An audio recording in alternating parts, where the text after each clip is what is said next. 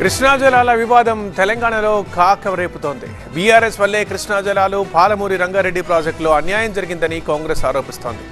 జూరాల నుంచి శ్రీశైలానికి సోర్స్ మార్చడం బీఆర్ఎస్ చేసిన పెద్ద తప్పని బీజేపీ విమర్శిస్తోంది. అయితే ఈ విషయంలో కాంగ్రెస్ అవాస్తవాలు ప్రచారం చేస్తోందని మండిపడుతోంది బీఆర్ఎస్.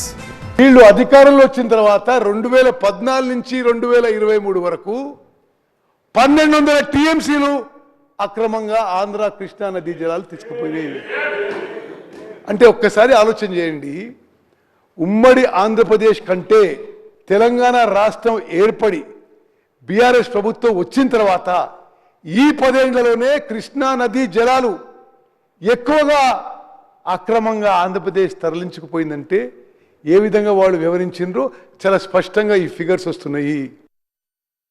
కేసీఆర్ గారు మొన్ననే చెప్పిండ్రు, బీఆర్ఎస్ పార్టీ కృష్ణా నదీ జలాల విషయంలో తెలంగాణకు కాంగ్రెస్ పార్టీ చేస్తున్న అన్యాయాన్ని ప్రజాక్షేత్రంలో పోతాం, ప్రజాక్షేత్రంలో ఎండగడతాం, ప్రజా ఉద్యమానికి శ్రీకారం చుడతాం, ప్రజల్లోకి వెళ్తాం, అవసరమైతే మరో జల పోరాటానికి బీఆర్ఎస్ పార్టీ శ్రీకారం చుడుతుంది. ఎట్టి పరిస్థితుల్లో మాకు అధికారం ముఖ్యం కాదు, తెలంగాణ ప్రజల హక్కులు మాకు ముఖ్యం.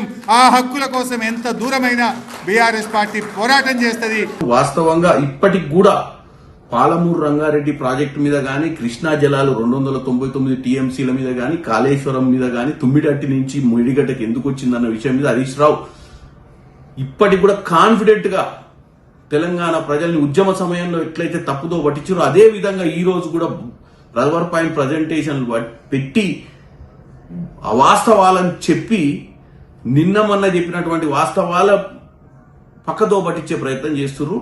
కాబట్టి తెలంగాణ ప్రజలు ఇది గమనించారు. బీఆర్ఎస్ పార్టీ 10 సంవత్సరాల అధికారంలో ఉండి కూడా ఏ అయితే ప్రాజెక్టులు నెట్టెంపాడు కావచ్చు, కల్వకుర్తి కావచ్చు, భీమా కావచ్చు, కోయిసాగర్ కావచ్చు, ఆర్డీఎస్ ప్రాజెక్టు కావచ్చు, వీటన్నిటిపైన కూడా ఆ పార్టీ చిత్తశుద్ధి చూపించలేదు. జూరాల అప్రోచ్ ఉన్నటువంటి పాలమూరు రంగారెడ్డిని తీసి నార్లాపూల్ అంటే శ్రీశైలం బ్యాక్ వాటర్ దగ్గర దాని అప్రోచ్ ని మార్చింది.